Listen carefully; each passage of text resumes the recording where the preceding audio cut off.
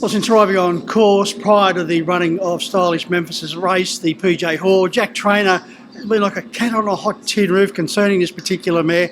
Of course, there was a lot of ifs and buts when she crossed the Tasman. Well, all those ifs and buts have been washed away following a brilliant performance by Stylish Memphis in the PJ Hall. And I caught up with trainer Jack Trainor.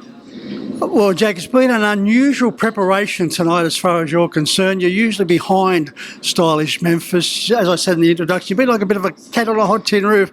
You're a very relieved man now. Yeah, that's right, Mick. Obviously, Stylish Memphis had been over for about 3 weeks and obviously always excited to get her back. And like you said, it's a little bit of a different feeling. For the first time I had to hand the reins over to someone else, and obviously you have full confidence when you give them to someone like Jack Callaghan, and he drove it perfectly, and I'm wrapped with how she went.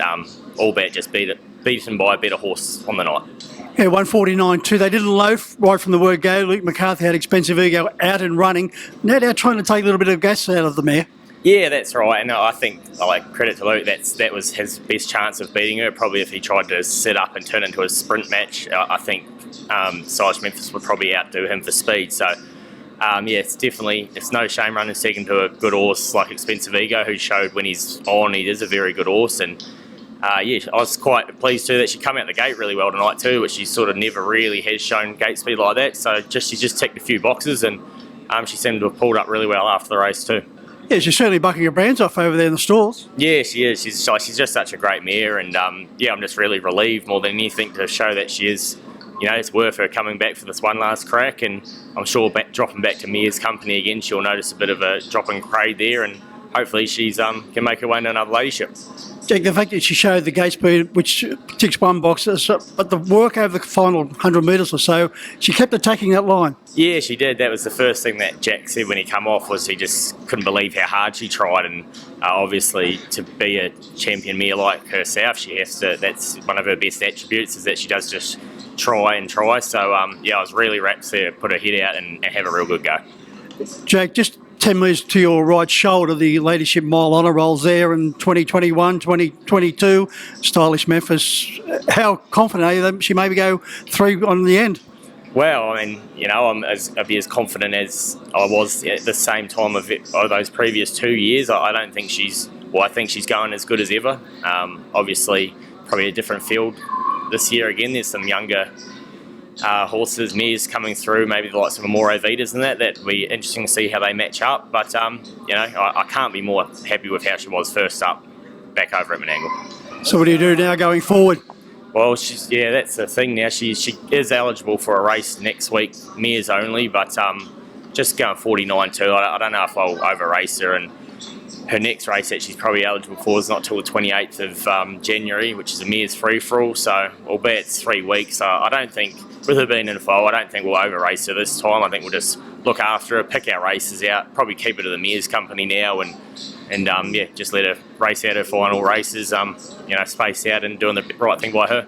Jake, a few weeks ago you broke the news on National Trock Eye that the mare was in foal to Captain Treacherous. How much can that change their attitude and also their approach to racing? Yeah, well, obviously I'm, as you know, only still new to this training too, so this is the first horse that I've had race in foal. People, experienced horsemen that I've talked to about it, have said that they can go either one way. They either lose a leg or they grow a leg. And one thing I'll say with her that I've noticed this time round, her heart rate's just dropped dramatically to where it normally is in the same sort of workouts. That's why I was sort of quietly confident she'd go a good race tonight. So whether that has something to do with it, but the different hormones and that going around in her body, I think and I'm hoping that she might be one of the ones that grows a leg. A little bit of icing on the cake, Jack, BKSY, absolutely sensational. Coming from where she did and the way the race was run, she was just superb. Yeah, she was. She's obviously coming right at the right time as well, and I couldn't believe it that she won from there. I was sort of watching, thinking she was going to run home for a nice 5th or 4th or 5th, and I would have been happy with that. And a bit like Stylish Memphis, she just kept trying, and Jack seems to get on really well with her, and hopefully moving forward, might be a nice drive for him going into the Ladyship Mile Carnival. Yeah, Jack Brown certainly got the key to this mare. He just loves to just cuddle her and then sweep down the outside. Yeah, that's right. I think there's not much of her and there's not much of him, so I don't think she knows that anyone's behind her when he's on board. So he's built up a real good association with her, and I know the owner's happy to have him on. Nice place to be now, Stylish Memphis and BKSY. Yeah, that's right. And Braveview Kelly's only a fortnight away from a trial too, and I'm really happy with her. So hopefully, might have a bit of power in numbers in these mares races.